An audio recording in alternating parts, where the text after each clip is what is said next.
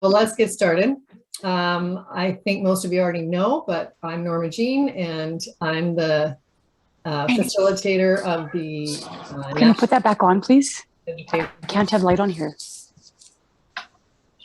Okay. All righty. Let's try that again.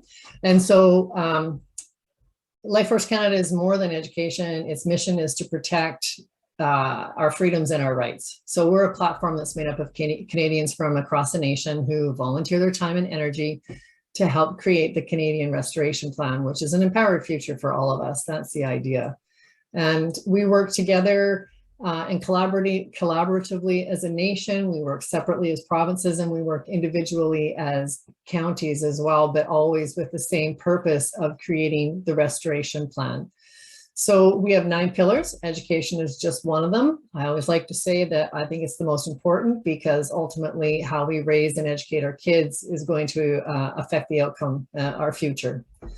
So I became the facilitator of the think tank at the beginning of September last year, because I understand firsthand how damaging the current education model can be for some kids. Because until last summer, when I retired, I worked for the public school system for nearly 20 years, with my focus being kids with special needs. And I've also worked privately, both as a behavior interventionist and an Orton Gillingham therapeutic tutor. I have 2 sons that had issues learning growing up. They were the round pegs in the square holes, and they didn't really experience a lot of success in that education model, even though they're both very bright and creative. So as you can tell, I have seen and experienced the education system through many different lenses. And what I know is that right now, it isn't working for a lot of kids. So we all realize, everybody in this room, that it's time for us to move away from that model of education that's sort of squashing our kids' imagination and brilliance. And that's why the Education Think Tank was created.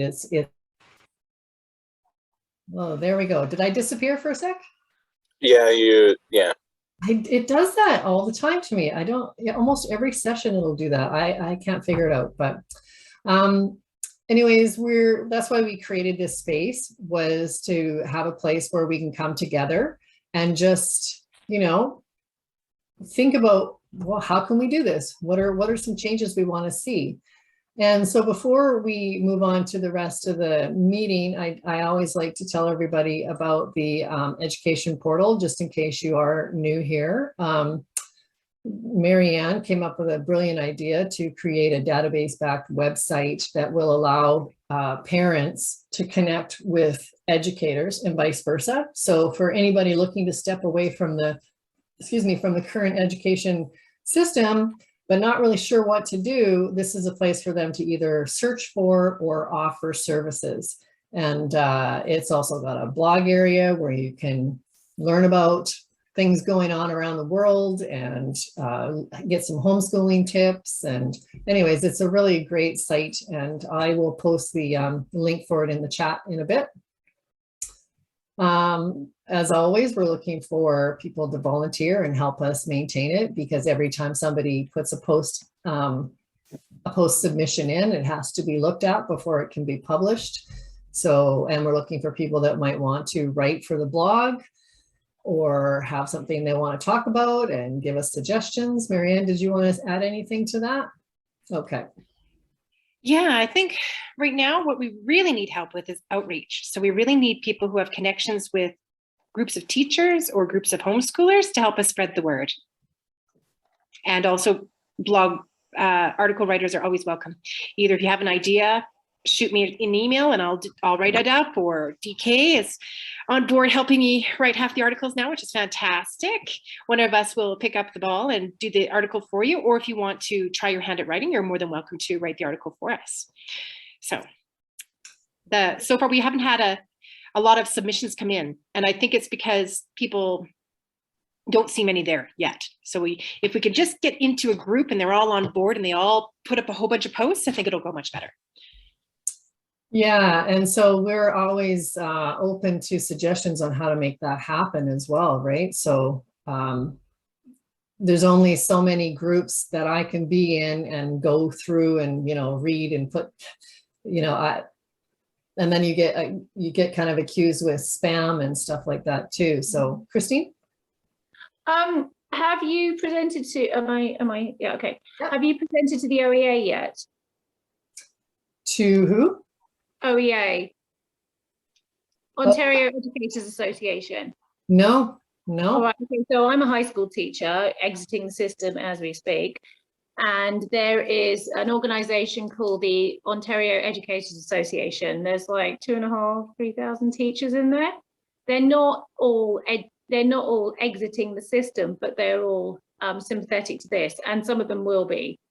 And I just wondered if you had presented to those guys yet. No, we haven't. And I mean, every province has that sort of an organization. It hadn't occurred to me to go directly to them. I just thought we would get shot down really fast. No, I presented Mama Bears to them as well. So I'm in contact with those guys. In fact, yeah. Okay. So I'm part of that organization, and I'm in touch with the, I don't know what they call, you know, everybody gives themselves this, like, there were these like fancy names. I can't remember if she calls herself the president or whatever. I can't remember. But anyway, I can put you in touch with her. Sure. Yeah, that would be great. I'd really appreciate that. Perfect. Anybody else too, that if you know of that sort of thing, like I know the BC has the BCTF, or no, that's the Teachers Federation. I wonder, is that an equivalent to what you're talking about? Could be. So what else are you looking at? Because I've got like links to learning pod organizations as well, and alternative education. Yeah, the more you know of, the better. And we have reached out to several, like a couple in Alberta, a couple in Ontario, but always looking for more. So anything you can think of, Christine, that way, that would be terrific.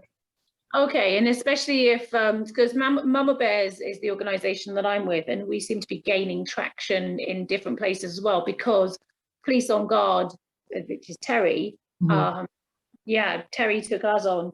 And so since that happened, like, we've sort of skyrocketed. And if your organization is, you know, it's all about the kids, it's all about education, it's all about that promotion of educating the parents to have informed choices about their kids, then we can all work together. That's exactly what we're doing. We're not working in competition with anybody either, which makes us a bit unique. Like, and what we're trying to do is that, like, we have organizations like Christian in Freedom Teachers in Alberta, and working with Christian. Yeah, he's lovely. So he's been on as well. And so yeah. Sorry. So they put a posting on the portal, right? So yeah. So we're trying to just support the parents in finding what they're looking for. That's all we're trying to do. I know, sorry, I'm interrupting you. So I'm like so ridiculously excited. Yes, because I've been working with Christian. I'm like messaging Christian. I'm involved with Christian. And so Mama Bears had our alternative education Zoom call last Thursday. And although we didn't have any of you guys to speak about it, Terry represented you guys. Nice. Yes. Yeah. I will have to thank her. Oh no, absolutely. And that's part of the reason that I'm here, that and Canada Rise. And you know how everything, you know, there's this spider web of things. Yes. And everybody's all interconnected, and that's what's happening. Yeah. Right. Amazing. And we're all finding each other now, which is really cool. I think that there for a while, a lot of us were drifting and feeling a bit alone, and now all these different organizations that are rising up are all connecting, and it's quite a beautiful thing to see, actually. But yeah, isn't it magical? Yes. Yes. Thank you so much. I put my email in the chat if you want to shoot me the names of these groups, and if you want to forge a connection. Norma Jean is especially good at public speaking and making these presentations, I must say. Thank you. Okay. I'm on my phone right now, so I'm just gonna like make a note. Okay, yeah, just a minute. I'm gonna make a note of that. Right, okay. I can just tell you. We do have a few new faces. Christine, you're one of them. And if you just want to take a moment, if you haven't already, and tell us where you're from, what brought you here tonight, and why you're passionate about education, that would be terrific. Christine, Okay. sure. Yeah, sorry, I'll take down my hand just a minute. I can't work out how to like reduce my, because I've got this big hand up there now. I've worked out how to do it, now I can't take it down. So yeah, sorry, I get like super excited and then I forget to introduce myself. I realize I do this. So I'm with Mama Bears. I'm not sure whether people are familiar with Mama Bears. Mama Bears is an organization that started with a mum that was upset about the vaccine mandates. And she wanted to get information out to parents because we suddenly realized that parents are coming to us and saying, oh, you know, what's wrong with these vaccines? I think, you know, I'm hearing this different information, but I don't know where to find it. And I don't know about you lot, but, you know, for the last 2 years, that's all we've known about. We know this inside out and back to front, but we've got to meet people where they're at. So we started putting together some simple resources for parents to be able to access information about the vaccines. So our organization is Mum Bears. And you can see this, it says Mama Bears, it's okay to wait. And it's a gentle approach. So it's about giving parents information and not bashing them over their head and telling them that what they're doing is wrong. It's like, okay, it's okay to wait, do some research, here it is, and then you think about it. It's up to you because these are your kids. This is empowering the parents to make informed decisions about their children. So it started like that. And then Police on Guard got involved. Terry Haydar from Police on Guard loved it. And now we're in every province. There's representation in every province.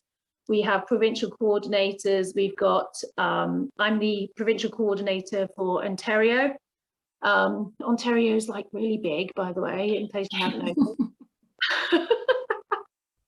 So I'm like, you know, I'm in charge of like recruiting people, and we've got people in Hamilton, Ottawa, Waterloo, like wonderful Mama Bears in every region that have got like hundreds of volunteers.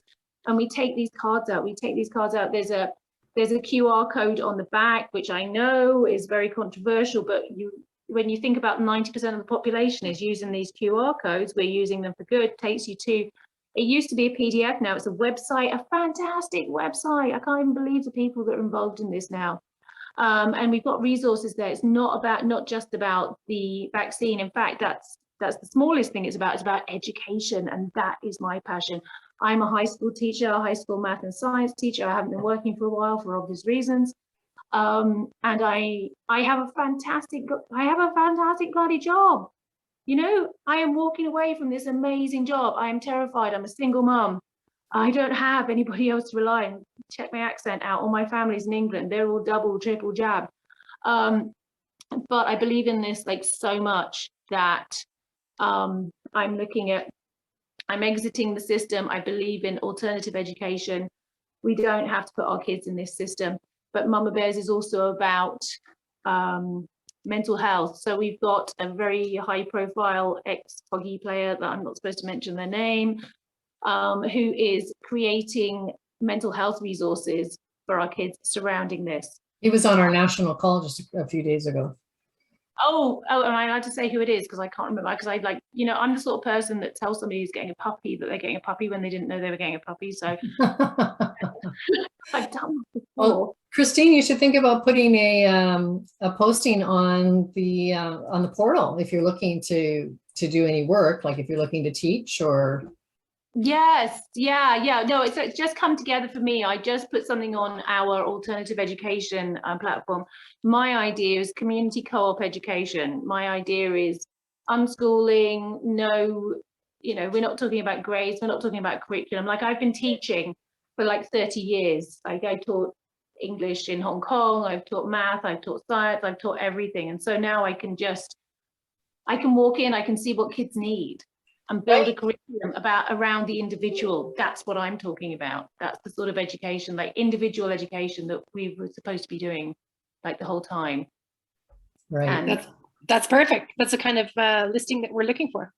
Yeah. We're trying to be as broad as possible, and we are open to alternative unschooling, whatever you want to call it, tutors, people who are educators who aren't formally trained, and as well as people who want those traditional subjects or maybe extra physics or extra whatever it is to help their kids meet that international test standard.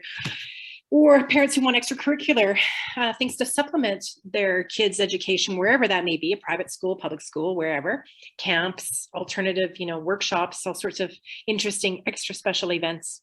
So we're I think the broadest that I have heard of any of these new organizations popping up. So I almost see us as a total big umbrella, and other organizations tend to be more focused in one area or another, and that's perfectly fine.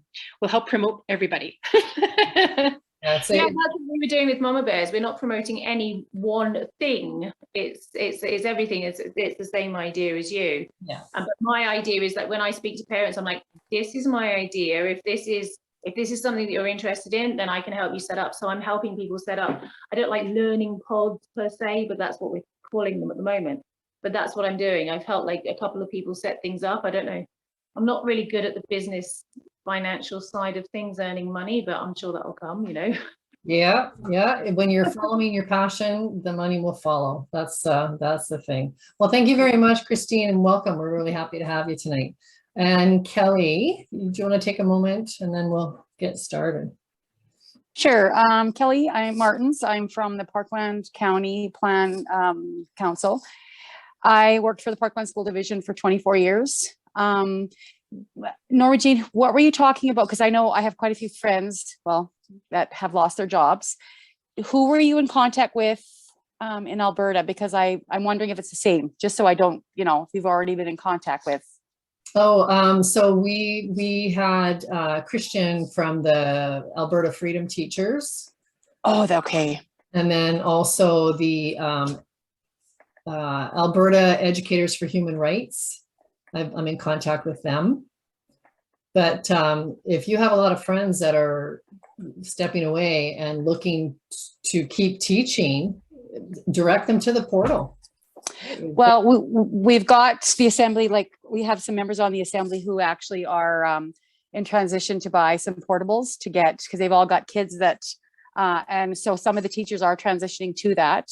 And we do have a really awesome homeschooling program out here, but I guess maybe if I know a little more too, so maybe I'll have to chat more with Marianne or with you and can kind of be directed where to go. Yeah, it was, I think probably 3 to 4 from every school in the Parkland County, and it's a fairly large school. Have some, they've made it work and they're letting them still be doing the test, whatever you have. I don't even know, because I'm not in any of that at all.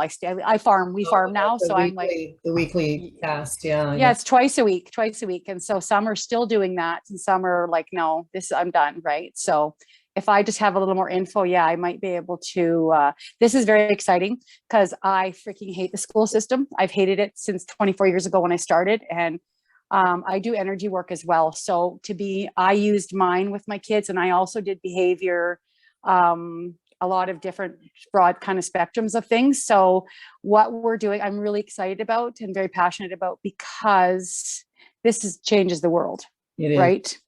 And it's not ever been fit for our children. I have 3 daughters, and 2 of them could not function in the classroom because they also were empaths, and it didn't fit. So in hindsight, I wish we would have had more of this back in the day, but I'm excited for all our beautiful children that are here and coming, that, where we're going with the change and going where they need to be going, right? Yeah. So, yeah. So thank you. I'm excited to be here. Well, we're happy to have you. Did you put your email address in the chat, Kelly? I sure did. Yeah. Okay, because then I'll make sure that Marianne or I reach out to you. Marianne's very good at even giving guided tours of the portal. Awesome. Thank you. I designed it, but either one of us can take you on a walk through it. I'd be happy to do it as well. So sure, we'll just I don't mind. We have a quick Zoom and I'll show you around and answer your personal questions. You can also use the portal. Teachers can use it to try to find other teachers who are complementary in terms of what they want to offer as a full slate, or others who are interested, like-minded, want to start a whole school or their own. It's just really flexible. Yeah, it really is. As long as it's for the kids, it's pretty much anything goes. So ponder this. If you were tasked with the challenge of inspiring children to learn and teaching them the tools to be successful, where would you start? Which is a great question, isn't it? Where should we start? So I found that question on the website of the Evergreen Leadership Academy in Vaughn, Ontario. It's an amazing and innovative school with a different approach to education than what we're used to seeing in public school. And luckily for us, the founder and principal, Simon Wolfsen, he's also a regular member of our think tank, which is so awesome. He is here with us tonight, and he's going to hopefully give us the answer to that question of where would we start. So thank you very much, Simon, for taking the lead on tonight's think tank. I truly am grateful. Oh, your microphone's off. There you go. Hi, everyone. Thank you. Thank you, Norma, for the introduction. Nice to see everybody. I was thinking about the best way to approach this as far as giving a tour, what the goals are, a little bit more about the school. And more than anything, especially since COVID started, my goal has been to connect with and empower as many people as possible.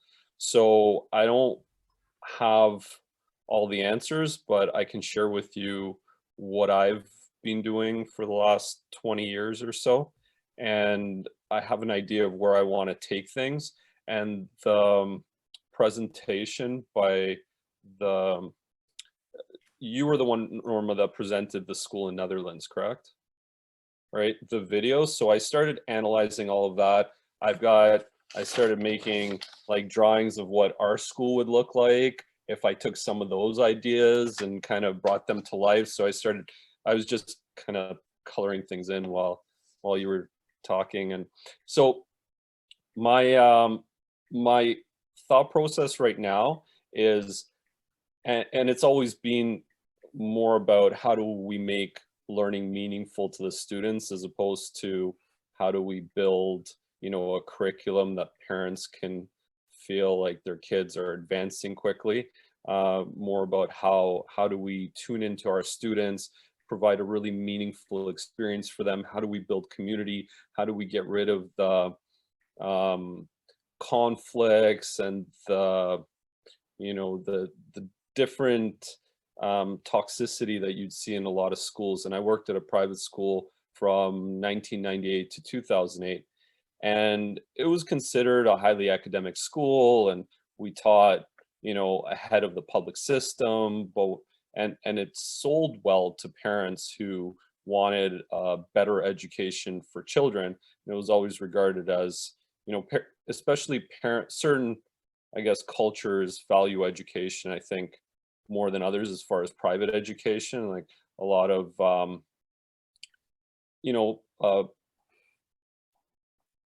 Asian families and Eastern European families, they tend to really want to push their children to advance. And so it was always seen as academics is the key. If you have a school that's highly academic, you're going to thrive. And what I realized through that experience is I think we have it all backwards. We need to establish a foundation of, strength in mind, in body and in spirit, and help kids connect with each other and build a real community. And then we can start thinking about academics. And actually the academics will flow much easier once you have these things in place. So I won't go into the history of things. I just want to kind of get to the practical stuff and share with you where I'm at, share a few ideas, because I know that there probably everyone here has either been to a rally or protest or some kind of event in trying to bring awareness to what's going on. And I was recently talking to someone who's been at it probably from the very beginning, organizing these events. And I was talking to him about the idea of how do we incorporate an education spin on this? How do we make it so that when people drive by, they don't look at us and think to themselves, look at those idiots wasting their Saturday afternoons, holding up signs and like screaming and yelling and honking. How do we create an atmosphere where, people are driving by and they're like, holy, that's cool. I like what they're doing. Like, that looks awesome. They're having fun. Like maybe they don't even agree with what we're promoting, but they certainly aren't going to look at us and think that, there's a bunch of people wasting their time. So one of the things, and if I'm okay to share screen with you, then I'll do that. Yeah, I guess I'll just share from desktop. So let me just go here. Before I go, I don't have access to the virtual tour of the school, so I won't be able to show that to you today, but I'll show some elements that I thought would be really cool to bring to like an education event that's also, let's say, a protest. Where are we at? Okay, so this is the only picture I have of the gauntlet. So if you ignore everything else and you just look at the wood structure in the middle, it's actually a table game. It's a marble maze, and the levels are interchangeable. So I can pull that top right out and I can put a new level in. But the game itself has 4 corner handles and a spring in the middle. So this is just an innovative game. You know, the labyrinth game where you twist the knobs and a marble rolls through a maze. So that's what inspired me to build something that's a little grander, that has more creativity to it, more opportunity for kids to explore and create their own levels. And there are actually, I don't know if you can see it, but there are holes in every one of the corners. So if a marble drops through, let's say, a trap, then you can always just catch it. So you could create traps and all that. This particular level, you have to start at the bottom and go to the top. So Elsa's holding a ball like at the top. That's kind of the finish. So the idea is to start on the platform and work your way up. But something like this, if this was seen on the corner of, you know, a protest as cars are driving by, then people be thinking to themselves, first of all, people are having fun, they're engaged, they're not just there to, you know, wave their flags and show their signs. They're there, we're having fun, we're doing our thing. So that was one of the games. Then I saw this once and I'm like, I got to build that. I found out how much it costs. So I was like, no, thank you. I just took a bunch of 2x4 and built our own little billiard soccer course. I ordered the balls from India, and and it all comes apart. There's no screws or fasteners. It's all dovetail jointed. So this travels as well. Again, something that if you saw at a park while you're driving by, you definitely take notice of it. And kids, and it's a detraction, you know, people walk by and they'll ask questions and they'll want to play. There's a place in Mississauga, Ontario that I think used to have this. It was more of a bar atmosphere, but this is something portable that you can take to parks. And then we have all these game tables. We have a total of 9. And have any of you played penny hockey when you were young? Yeah, so the idea behind this game is you have these pucks. I use backgammon pieces. We actually decorate stickers, and you flick them around the course, and the gray pieces are thoroughband, so they have a little extra spring to them. And the variety of games, the variety of boards actually are quite unique, and some of them were built by kids. This one was actually completely designed and built by students. So this is called the pinball fork. The name is right there. There's a par, I think it's like a par 4 or 5. This is like a combination of finger penny hockey and mini golf. And then the other thing we like to do is we like to hang cabanas and hammocks and all that fun stuff all over the room in one of our rooms. So I thought it'd be pretty cool if you can, you know, hang these off of something and have them, you know, as an attraction when people are driving by or passing by, or even if you're having a private event. Rise Canada had an event for Family Day. It was a potluck, and they had some cool activities there. And so I'm thinking, you know, in the event that obviously this would be great to have in a school environment, but even if you were just doing like a weekend thing, you can have these hanging off a tree. I think that's what they were originally designed for, but we hang them off our ceilings and rings. And so hold on, let me go to the school. And if anyone has questions along the way, by all means, let me know. Yeah. Okay. So because I can't show you the virtual tour, I don't know why it's down, but I can take you to our Facebook page, which I'm pretty sure I've shown to people before. But to tell you how we started, I can actually take you to our other page, which is Dreams Discovery Center. This is the origin. So I worked at a private school till 2008. I was a teacher, guidance counselor, vice principal, and principal there. And then 2008, the school, July 2008, the school closed unexpectedly. And then I was working with a group of parents and found an investor, and we ended up getting Dreams Indoor Playland in November 2010, and we slowly transformed it. So if you go to the photos here, you can actually track kind of where things started. And one of the things I'm a firm advocate of is just get started. So there are elements of the school that I'll share with you, and then I can also share with you where our focus is when it comes to developmental. So let me just see all the albums. Now, there are literally thousands of photos between these galleries. But you can see even how the facility has transformed over time also. So this was our first PA day in 2011. Like the floors, we inherited Build-A-Bear machine. Kids were playing Marble Blast. We had these, because it was a birthday party facility when we took over.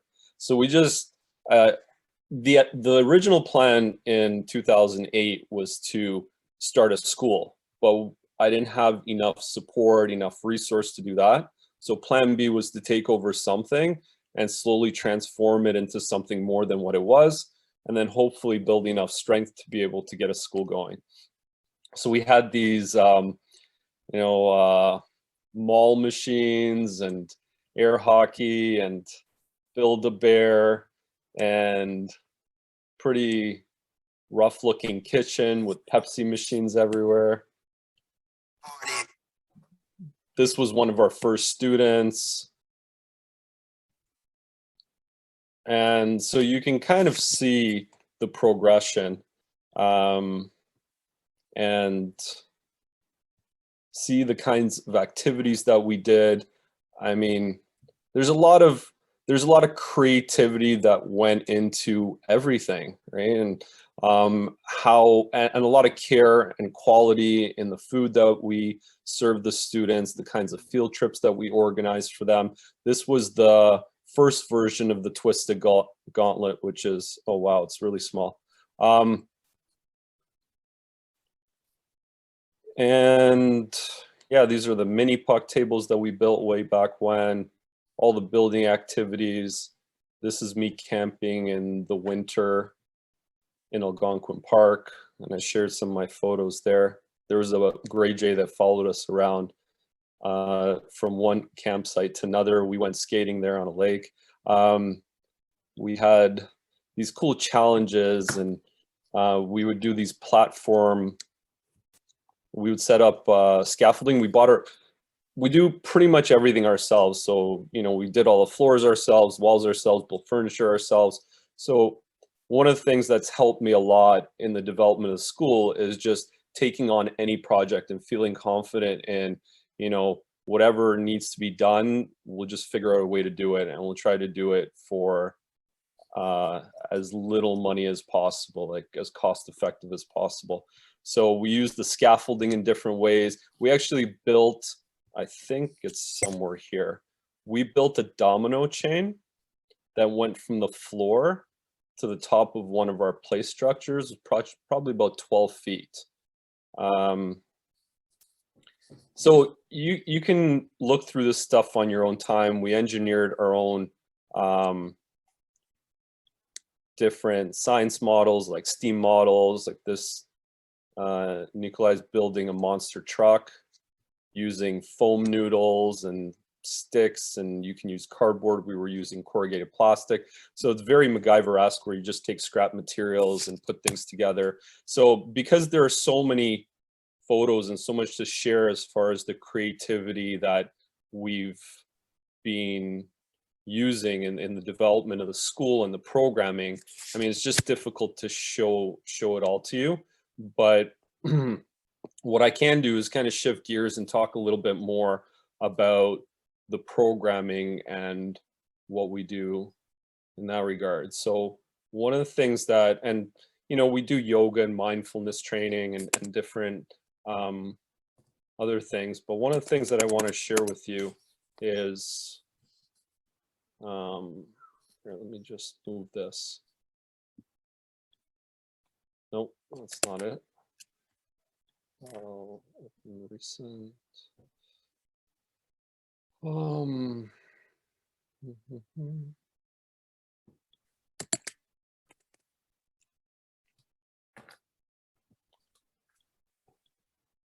always struggle to locate things, but okay, so generally speaking, when it comes to our programming, I would say we're not where we want to be. A lot of things that we currently have, I feel like we can do way better.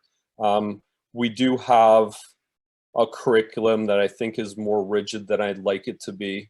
There is so much more room for giving kids more freedom to explore things, and we're working on it, especially at the younger ages. What we know is that up until about 7 years old, the side of the brain that's developing and really growing the most is the creative side. And we want to nurture that creativity, because once they hit 7 years old, if they've been inundated with academics and logic-based activities, they sacrifice some of that creative development. So we know that in kindergarten and, you know, junior and SK, junior kindergarten, senior kindergarten, in grade 1 and grade 2, we should be really light on the academics, and everything should be very Waldorf-like, would be my ideal scenario, and try to keep it as fun and drama and art-based as possible. So then, but that's not where we're at right now. We've got a lot of room for improvement, and we're working on it. We have all teachers on board, and we're trying to craft a new approach that we're not waiting till next year to get going on it. We're already starting to do those things. And then through the, I guess one of the challenges with having all these creative ideas is how do you implement them? So this is a work in progress. We're in our 4th year currently, so we're still a baby school in a lot of ways, but we have a strong foundation. We have a really strong set of core values that everyone is aware of, and we really try to follow those. Those are our guiding light, the North Star that we hold. And there are a lot of great ideas. We just need to figure out ways of incorporating them. You know, parents are very much into everything. They want everything. Like, we had a mom come in whose child joined our school last year, and he was extremely energetic, pretty angry kid, would lose his temper regularly, couldn't sit still for very long. And at the time, we weren't in as much of a position to say, you know what, your child is having such a hard time, we don't know if we can cope with them. We just took children on, and we did the best we could to help them. And so with a little bit of time, we started noticing improvements, and now parents came and they started complaining that they weren't satisfied with the academics. I'm like, your child is lucky enough to have this normal experience at our school.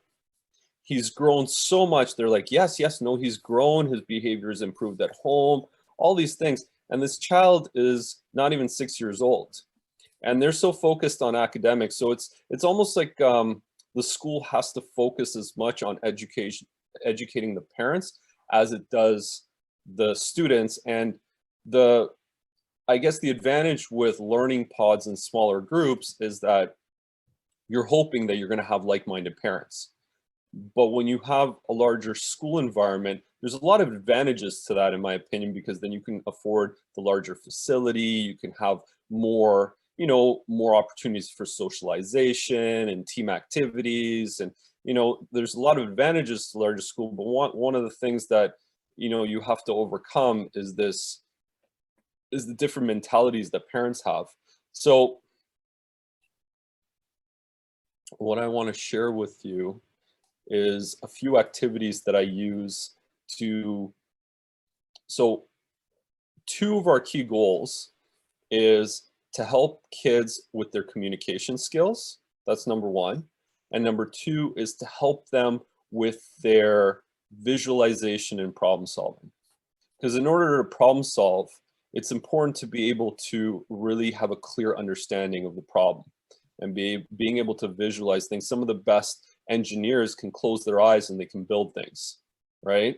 And then some of the best communicators are the ones that can comfortably go in front of a group and present their ideas. Presentations are the pinnacle of communication, because if you can read and write, that's great, but how well can you actually present? And how confidently can you present? So that's something that we focus a lot on through our STEAM and Spark classes. So these are the two classes that we offer on Fridays. So we break from our regular programming. Monday, Tuesday, Wednesday, Thursday, we have, you know, core subjects, excuse me, English, math, science, and French and social studies. And then on Fridays, we break from our regular program. We offer them a half day of STEAM projects and a half day of presentation skills. So they do research and they present. So what I wanted to share with you is one thing that I use is SketchUp. I don't know if anybody's used SketchUp before. Is there anyone here who's familiar with SketchUp? Okay, I'm actually looking for something really specific, but I can't find it. Oh yeah, and we also, like, I'll teach kids about the history of money. Just as a side note, like there are topics that we don't shy away from, because the older kids should know about this. They should know how the government creates their bonds and what happens with those bonds and the relationship between the government, the Treasury, and the Federal Reserve and the banks, and how we're being robbed of our time and freedom, which is our economic, you know, currency, right? We invest all this time and energy. Anyhow, I won't get into detail about that, but I just noticed that. So one of the things that, let me see if this will open. Yeah.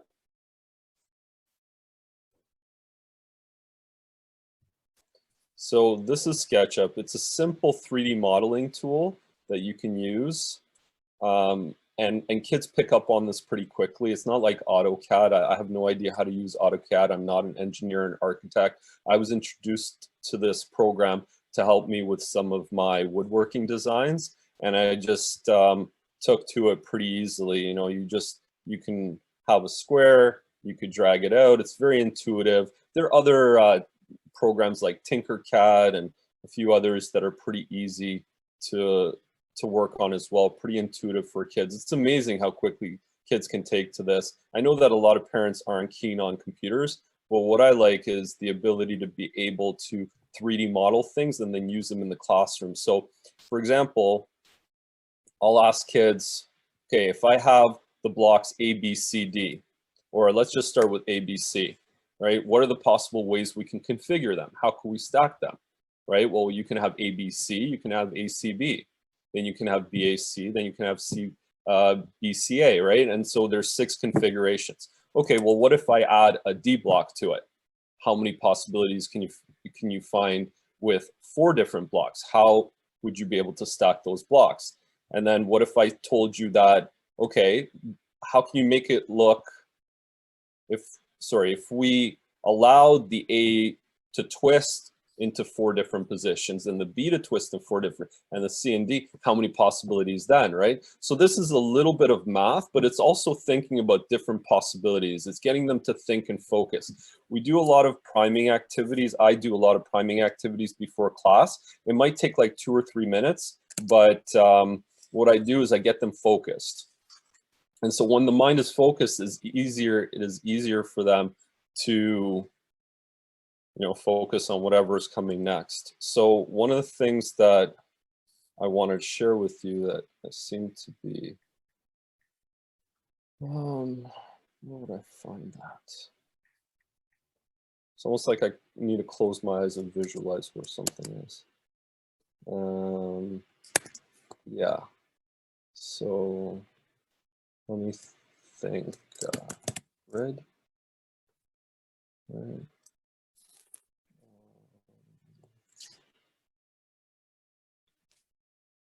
Okay, well, I'll do it without, right? So let's say there's a grid. And actually, here, let me do it this way.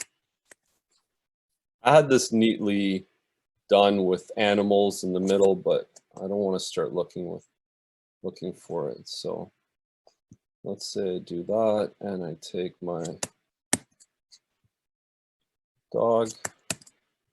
Okay, and there's my dog.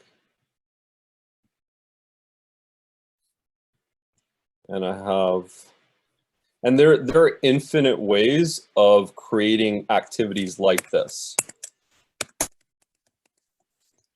I'm just using this one because it's pretty popular. All kids like it. And then what they will often do is they'll take this home and they'll start playing it with their parents. So it's like Battleship.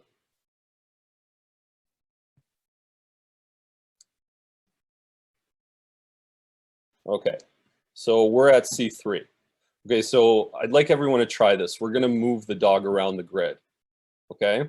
So, and this is something that I'll often do in class, and I'll just close my eyes because I can imagine the grid in my mind, and I can imagine the dog moving around. And that's really the goal, is to get the kids to ignore the whiteboard and to just be able to close their eyes and imagine the grid in their mind and be able to follow the dog. This takes absolute 100% concentration, and absolutely 100% of the kids get this. Some of them get discouraged or they can't follow along because they're not focused, but as soon as they really want to, they tune in and their focus improves. And one thing that we really work on with the kids is the idea of growth mindset. It's like you need to fail, you need to practice, so all of those concepts that most of you probably know in relation to growth mindset, we try to put into practice. Your creativity is a muscle. Your focus is a muscle. We need to work these muscles in order to get better at them. So this is something that I'm sure would work for adults as well. So if you're in need of a little bit of a focus primer, this will work well. Let me make it a little bigger. Okay, so everyone's ready, right? So if I go up, left, down, down, I would be at C1. Did everyone follow along?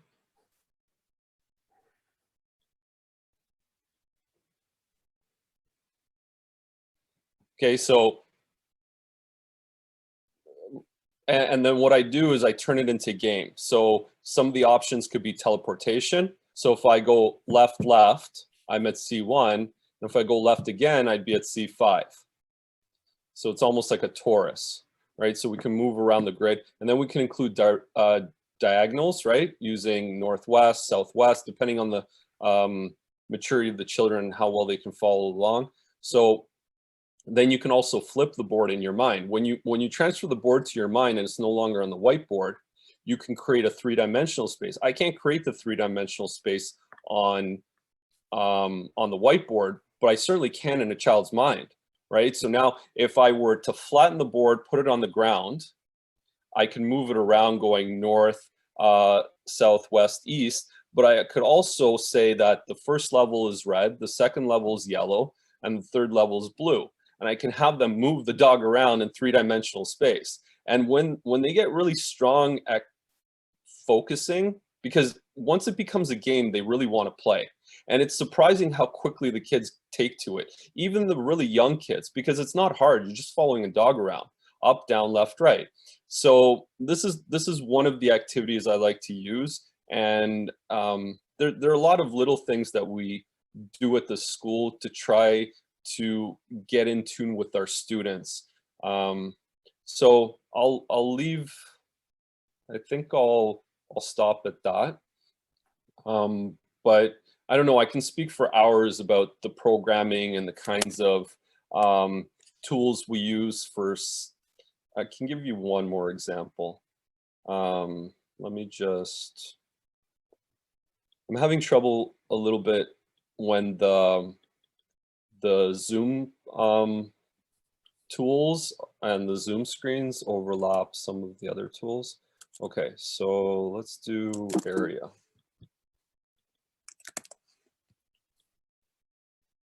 So here is area and perimeter. Okay, so here's an example of something that I created in SketchUp as a teacher for the purpose of teaching kids area and perimeter who are already somewhat familiar with area and perimeter. But you could do this with, you just make the shapes a lot simpler. So the cool thing about SketchUp is if you're presenting this to kids and not just printing out the objects, then you can explain to them, you know, the difference between area and perimeter. And then when you explain volume, you can say, okay, well, volume is the space inside. You can kind of bring it to life and animate the lesson a little bit. But also it helps for visualization when you try to explain, okay, well, let's count how many cubes are in the area. You can use this for multiplication. You can use this for addition. You can have them design their own shapes. And then you can see that the possibilities for using SketchUp are actually unlimited. There are a lot of things that I've used SketchUp for as far as lesson planning, but also as interactive activities with the students. So yeah, I think I'm gonna stop sharing, take questions. I'm sure I missed a lot of details, but. Thank you, Simon. I have a question for you. As you're the administrator or principal of the school, how much time do you spend in the classroom or working with kids? The beginning of the year, I was spending almost my entire day between morning electives and then multiple classes, fitness class, and then yeah, like yoga class. So I was teaching a lot, and now I've reduced my workload to just a single class. I still keep the fitness classes and the yoga class elective, but I just have the one class a day. So I've freed up my schedule a bit. So when you say elective, your age group of kids is from kindergarten to grade 8? Is that what you're talking? Grade 8, yep. And so are the electives just for the older kids then? No, the electives could be things like art. So from 9 to 9:30 in our schedule, we allow for kids to choose. We want them to feel like they have choice. You know, the one thing that they should value more than anything else is their time and how they use their time. And kids really want two things. They want the feeling of power over themselves, right? And the feeling of connection with others, a feeling of belonging. So we have to be aware of that all the time. So one of the things we really want to do is make them feel like we're not forcing them to do things, that they're choosing to do things. And even when they are kind of forced to be in a class, we want them to feel like they have input. If they feel like the teacher didn't do a good job presenting a lesson, then you can, with respect, come and talk to the teacher. Like I always encourage students to come talk to me afterwards and let me know how the class went. If they feel like I did something that could have, you know, if there's a way for us to make it more interesting for the next group of kids, etc. So the electives include things like puzzle masters, growth mindset, science experiments, art classes, dance, Zumba, like things like that. Whatever calligraphy, whatever the skill set of the teachers are, that's what we offer them. And so that's how we start our day. And then at 9:30, like the one thing that's missing from our facility is outdoor space. So it would really be nice to have this really big, expansive green space. We don't have that yet, but you know, we make do with what we have. And so sometimes there'll be outdoor activities. We do have an outdoor playground. It's just not what I dream of it being. Right. So you also have a kitchen too, don't you? Yeah, we have an awesome kitchen because when we're running birthday parties, we were feeding like a good at least 150 people at a time on certain days, right? And then I think we would stretch that to, what was our capacity? 70, 60, 180 would be our capacity. So we could be feeding up to 180 people. So we have double stack pizza ovens, double stack ovens. So this was a slow work in progress. We started with what we started with when we got the birthday parties going. And then with time, we installed, double stack oven and, new cupboards and just kept improving. Little bits at a time, right? And so do you have the kids in the kitchen? Do you have like cooking classes or baking or? Yeah, so we've had quite a bit. I mean, you can go to the site. I don't want to start going through it, but yeah, we have Monday cooking classes here. I can share a screen again if you like and give you a few ideas of. Yeah, I mean, the ideal scenario would be to have kids building, cooking, sewing, mentoring, growing. We have pictures of kids. So this was Vanessa running a cooking class. There's Vanessa with my daughter when she was really young. But yeah, so we've done, and we do cooking activities regularly. A lot of drama stuff. We, this is praying mantis we found in our area, but we also raised butterflies. So is this dreams? Yeah, this is dreams. Yeah, so we raised butterflies. This is eastern white swallow, but we've also done the monarch butterflies. And if I switch to evergreen, which would be more recent, I go to photos. I love going through the photos because they're really telling of the experience. We recently went, so I don't know who here is from Ontario, but if you're in the GTA and you're interested in going to a really cool place, I mean, I thought it was amazing. They have a hockey rink. The kids there, this was our first field trip after since February 2020. So for a good 2 years. So this woman, Jenny, who's very like-minded, she got this place recently and she's turning it into an animal sanctuary. So these are Highland cows that the kids are feeding. They have this ice rink in the back with this oven that we use to make s'mores. And they have a bunch of land out there that we're planning on using, just going there and exploring. To be a kid, right? It's awesome. Yeah, we've raised chickens in an incubator before. Friend of mine, James, offered to let us use his Lamborghini for a competition. So we had kids do a challenge, and then whoever won would be able to go to like a local restaurant or somewhere to get a treat in the Lamborghini, and I would drive them. But we do a lot of planting, and we set up obstacle courses and build fires, lots of planting, lots of building. This was us building machines for elves that were too small to use the ingredients. So we need to help them by building these machines. And so the goal of it was to make muffins. We didn't actually use this batter that the kids played with, but we ended up making cookies nonetheless.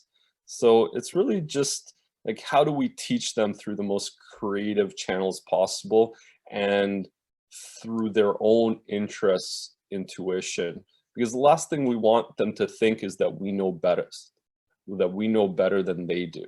Like, we don't want them thinking that way. We want them respecting us and, acknowledging that we have experience over them, but we don't want them to think that, to me, if I project to my daughter that I know better than you, well, how is she going to build confidence in herself to make her own decisions?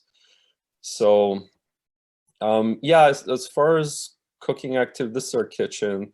this is Grace, Italian mom of 3 that's retired and now helping us. She makes like awesome cookies and, you know, always complaining that her kitchen's too small. So do the teachers all do like platooning, you know? So whereas like, oh, I really love to teach art, so I'll be the art teacher. And you were saying that you do the yoga. Yeah, I'm doing the yoga because we lost an amazing teacher, Miss Lish, who used to do yoga last year. So unfortunately, she's not there to do it, but I bought the book that she trained on.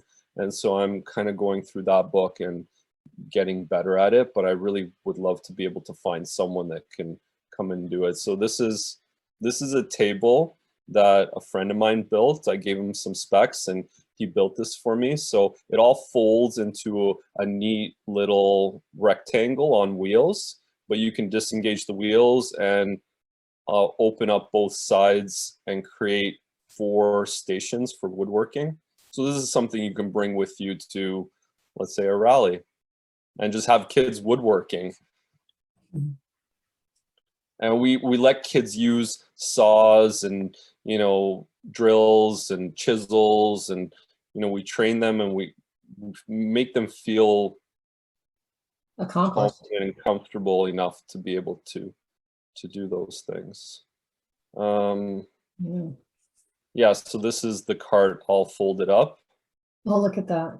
And they know how to fold it themselves.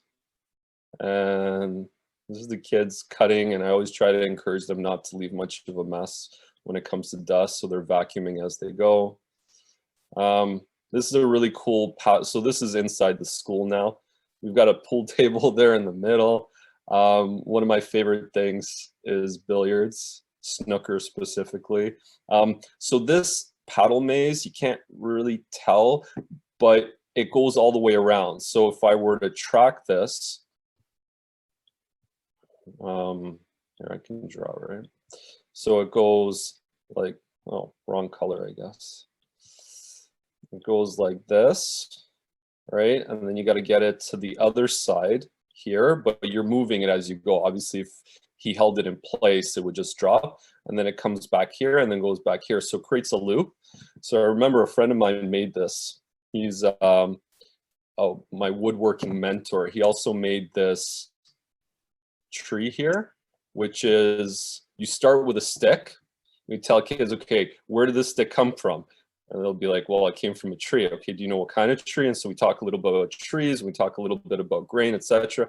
And we say, okay, we're going to turn this stick back into a tree. Like, okay, so we cut it up into pieces and we carve and we shape and it looks really cool. You can't really see it up close, but it looks pretty awesome. So anyhow, a friend of mine made a couple of these, and I was just sitting by a campfire and just practicing it, and you get the rhythm of it, and you can just kind of play with it as you hang out.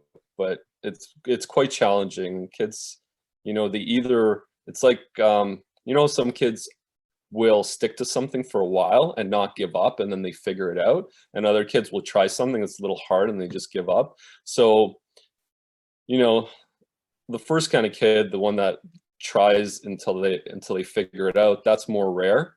So this is one of those activities that you can kind of pick out the kids that are willing to really push through it and have the dexterity and hand-eye coordination to do it. So everyone's different. We try to kind of cater different interests and different skills, but being able to pique the interests of everyone over time, depending on what they're interested in, what like different activities that we're able to offer. Yeah, so let me close this. These are obstacle courses. One of our teachers was unhappy with her options of organizers. She couldn't find something she liked because she wanted it to be very specific. She wanted to be able to have a slot where kids could submit homework, an area for binders, an area for paper on her side that's more private. And so this is the result of that. And so we actually built this, and there it is right there. Oh, so cool. Yeah, this is the shelving that we built. This is another This is a good shot of another level of the gauntlet. So we call it the tilted gauntlet. And the coolest thing about this game is it's a collaborative game. It gets kids away from computers and electronics and into real life. And they can't really do it on their own. Like one person doing it themselves is really difficult. So you have to cooperate with somebody else. And what'll happen usually, I've seen 4 kids complete this. So if you have 4, not this level, the more complex one that has the more 3D shape.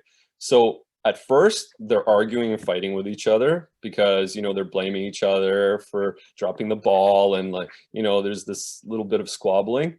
But then with time, and I'm coaching them through this, I'm like, there's no way you guys are going to finish this if you blame each other. The moment you start blaming each other, you're going to lose, guaranteed. And you're going to lose for another 2 turns afterwards. So they've got in their mind that if we argue, we're not going to make it, right? So, and they really want to make it because I also offer them 1,000 credits, which, you know, relates to this whole credit system that we have on this other page, where kids are earning credits for their positive contributions, and then they can redeem their credits for like soccer balls and Nerf guns and like whatever toys we have, but usually more like art supplies. And so there are all these different things that you can use, all these different ways for you to earn credits. Sorry, I know I'm all over the place. So they're really eager to earn the 1,000 credits. And so they're so focused, and then, you know, you see them fail and they're encouraging each other, like, that's okay, let's just get back into it, right? And you see once the energy of the team becomes positive and supportive, they start feeling the success. And if I can create games like this over and over again, I would, because this is the greatest educational experience for them, to be able to work together to complete a challenge. They're communicating and they're problem solving. Amazing. So I didn't know that you had implemented your credit system. Yeah, we've had it going since the school started. I had it going in the old school. We actually had sponsorships from Ukrainian Credit Union. There was this tech company that sponsored us, and it was actually giving us credits to put their name in our newsletter, and they were just supporting us because it was a school. And we had some connections there, and so they were funding it a little bit, and we were funding it. And yeah, the idea is to get kids to start earning enough credits that they can offset tuition. That's the real goal. So the lure of these little prizes and soccer balls, etc., wasn't really. This is our yoga teacher, Lish. That was quite amazing. I need to see you in that pose now, Simon. Yeah, I can do that pose. Can you? That's yeah. Yeah, she's really good though. And she was really into it. So, and she got the kids, everything's weaved into a story. It's like you know, what a lot of people talk about, like the best teachers and educators, I think, spend a lot of time talking about how they weave everything into a story. So that's what she used to do with yoga. It was a whole adventure. Would love to show you some of the more grand planting projects that we've done, but we've had our lobby just like full of plant. Oh, here's a picture. So this is just, and this isn't all of it, but this is most of it. So this is us planting so that students can grow gardens at home come like May 2 weekend. So you start them with seeds. We start everything with seeds. We have a seed bank of at least 200 varieties of seeds. Oh, cool. And then do you have like grow lights and stuff, or just put them in windows, or? We've got, I would say 5 like nice sized grow lights. And then we have another 3 that we haven't opened yet that I purchased a while ago. I just haven't had time to set up. Cool. This is one of the designs that I never got a chance to build. It's for basketball. What is it called? It's like Basketball Connect 4. Connect 4, yeah. So imagine the size of this if each one of these holes can fit a mini basketball. Oh.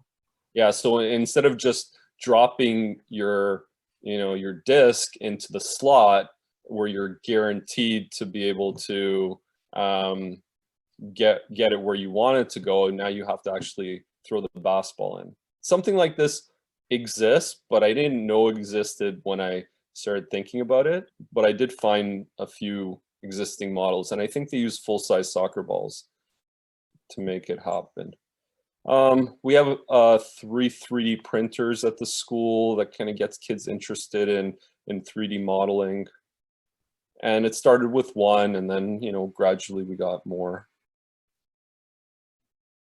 Yeah, so I don't know, I'm gonna stop sharing again and continue to. Anybody have any questions or comments or things they'd like to add to that? It's so awesome. I want to come to your school. I want to be a kid and come to your school.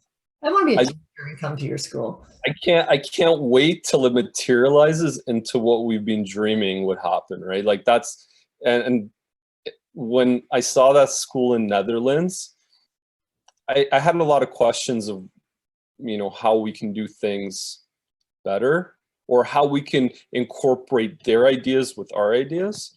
But yeah, that to me, like what we're doing right now is all kind of experimental on a small scale.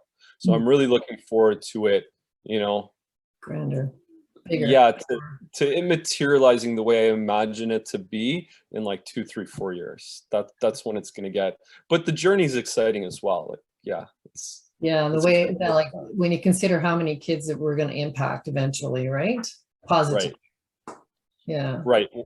And sometimes I'll drive by, like I'll be driving and I'll drive by some buildings and I'm like, I wonder what that building is. Then I'll look at it and it's like, you know, some electric company or, you know, and I'm thinking about how as a society, there are these amazing structures that we've erected for different, you know, businesses and organizations. And then, you know, I feel like school kids get the shaft. They don't get the, like there's so much we can do with them. We can completely revolutionize education and these kids could be flying and transforming their world. But instead we have what's happening now, which is a necessary process because ultimately you've got to, you know, kind of break things down in order to rebuild them. Yeah, that's right. Exactly. I have to remind myself of that the last couple of weeks, that this is all part of the process, the rebirthing. Brian. Yes, Simon, you had said, what was it, the yoga teacher she had left? Yeah. And you took over that aspect of it. I was wondering if the atmosphere that you're creating is to get the students involved with this. I wonder, when the teacher left, did the students get involved? Are they getting creative and they're sort of helping you with taking over?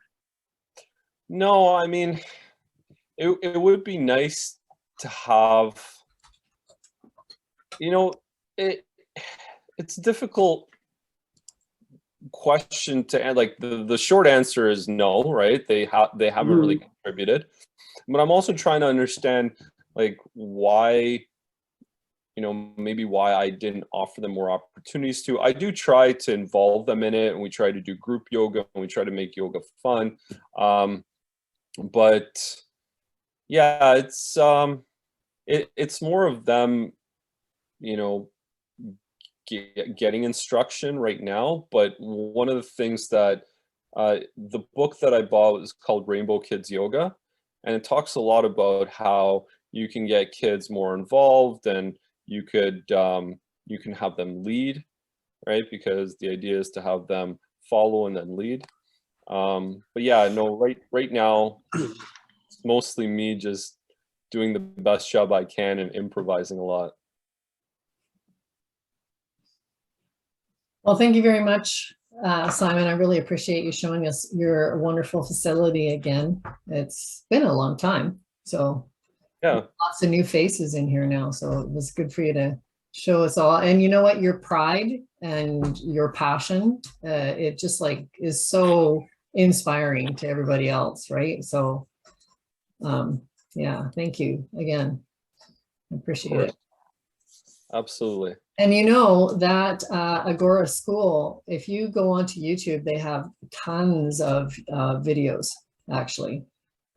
Yeah. A lot of them. Yeah. So I'm kind of getting a better sense of how their school physically flows, and more about their programming. But again, because they're focused on high school, it's like, how do you integrate some of these ideas into the elementary school? But I'm very interested in the actual building. And that's something that I've been researching for like 12, 13, 14 years now. Like, how do you create those amazing spaces? Because if you create an inviting, amazing space and kids feel like it's a privilege to come to school, that's step one, right? That's the foundation of them falling in love with the school and committing themselves to it and bringing out their best. So if they walk into a school that they don't feel connected with, they're not excited about, then you've lost them from the get-go. Yeah, and you have to kind of foster that for them to take like pride in their setting as well, right? Which is something that I think is lacking, like just in general with kids. But yeah, and the key is that initial group of students, because once you have that initial group, anybody coming to the school will naturally mold and adapt to, fit in. So Right. if you have groups of kids that are, confrontational and angry and, they're fighting with each other and disrespecting the teacher, then a new kid can come in and easily take to those habits, even though they may not have had those habits before. And then conversely, if you have a kid who has some bad habits that comes in and kids are like, well, we don't do that here. So either he's going to get kicked out of the school, or if he appreciates the school and realizes that, wait a second, I don't have to act that way anymore, right? Or it's not cool to be that way, then they'll adapt as well. It might take a little bit of time to break old habits, but. yeah. Mark is asking, he said, I didn't hear whether the kids have a hand in the design process of the SketchUp projects. Yeah, well, I try to get them involved. So in the STEAM project that they do weekly, they definitely design, right? They definitely design their own things on paper when they're younger. And then as they get older, we start getting them familiar with SketchUp. There are a few basic projects that I get them to make. One is the 1,000 cube project. So they build one cube, and then they multiply it to 10 and multiply it to 100 and multiply it to 1,000, and they show the different things and they screenshot. So there's some basic training that they receive when they first start learning SketchUp. And SketchUp's a free program, so it's nice that everyone has access to that. And so once they learn how to use SketchUp, then we try to encourage them to design in SketchUp if they want. If they prefer using paper, then by all means. And we want to know, like, it's so interesting to watch kids who have never built anything before have ideas that are like grand, and then they draw it and they're so excited about it, and you're looking and you're like, okay, well, this is impractical. That's not going to work. We don't have the materials. So, and then we have to not burst their bubble, but we have to, and sometimes I'll let them roll with some of the ideas and then they figure it out themselves that it's not going to work. And then what happens with time, after like the second, third, fourth, fifth projects, you notice that their designs are becoming a lot more realistic, and things are starting to make a lot more sense, and they have dimensions there, and they're starting to, because we always tell them, like, okay, well, how big is that? Like, you're gonna have to gather materials for this. And I'm lucky enough to have a source of essentially unlimited hardwood. Not huge pieces, but like offcuts. So we have all this beautiful mahogany and maple and walnut, and we have cedar, and we have like 2x material as well. So the kids can build pretty much anything. And then we have springs of all sizes and motors and like electrical components, but also all of the other things like gears, and we have 3D printers that can make things. So really sky's the limit as far as the tools and materials they have to work with. So as they get better and better, or as they gain more experience, they start getting better and better. And Mark wants to know how old the kids are that start, like how old they are when they start learning on it. On SketchUp? Mm-hmm. It depends on the kid. Yeah. We've had kids as young as 6. Yeah, because some of them, there's, I mean, that's just what they do, right? It's like, Yeah, like if a student in A1, which is the youngest would be 5 years old. If a student that's 5 years old is looking over at an older student doing something in SketchUp and says, "Hey, I really like that," or is hanging over the shoulder of that student and watching how he's designing things. Like, I'm not a huge fan of computers, but when you're doing something that's not moving really fast on the screen, I think it definitely has a different impact on the brain than when they're watching cartoons where the shutters or the the mm, frames. yeah, the frames per second are moving so fast, Mhm. right? I think it's a different impact on the mind. So when they're just doing like a spreadsheet or they're designing something in Sketch, still I don't want them exposed to it for too long. But if a 5-year-old's interested, we'll get them using it and we'll teach them how to use it. If we see that they're still interested, because some kids will look at something and they'll show some interest and try it for a little while and then bail on it because it's hard to figure out. But yeah, so just depends on the interest of the kids, not so much the age. I have a question for you, and this is like an ongoing conversation I have with my oldest son. He's 22. He's taking the mechanical engineering technologist program at a tech school, and I'll criticize the current school system and say, it's really stifling, and blah blah blah. And he always wants to defend it. And Yep. it's like, well, because you have to learn math, you have to. I said, well, why? What if you're never going to use that math because you're going to go and become an artist or a musician, or you're going to be, whatever. And it's like, what's so wrong about letting a child discover what their passions are through experimenting and then letting them go with it, right? And he's like, well, if I hadn't, anyways, it's this interesting thing. So when I think about your school, I go, well, what happens beyond that? What happens beyond grade 8? Hmm. Well, I think we still, at the moment, we're still emphasizing the math and English and science. Like, we still want kids keeping up with a program. And ultimately, this is something I struggle with too, because one of the things that I think kids really need is struggle and challenge. And not in the sense that, they should only struggle and challenge themselves in things that they like. There are times where you might not like something, but you've got to hunker down and do it. There are going to be times where, I never liked changing diapers, but that was reality in my life. I had to change diapers. There are a lot of things in life that you don't always want to do. And sometimes doing the things that you don't want to do, but doing them really well, is a lesson in itself. So I think there's some amount of instruction once the children are about 7, 8 years old, that we can say, look, we understand that you might not love this, but this is important for you to learn because of X, Y, and Z. And so you're going to have to fight through this and learn it. And it doesn't have to occupy your entire day, but for, like for an hour a day, this is what you're going to be doing. I don't know if there's anything wrong with that. So I'm not sure, right? So this is something that I struggle with myself.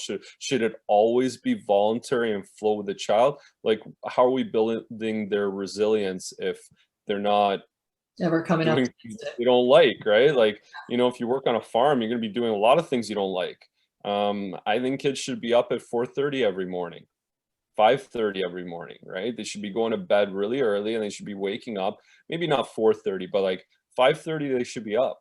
They should have a routine. They should be exercising. They should be drinking X amount of water. They should be, they should be making their own breakfast. Like, this is an ideal world. And ideally, if there was a farm that they can tend to, I mean, there should be certain things that they do at the beginning of the day. They might not love doing it, but once it becomes routine, that's where the discipline is established, right? Just like any muscle. Discipline muscle is very powerful.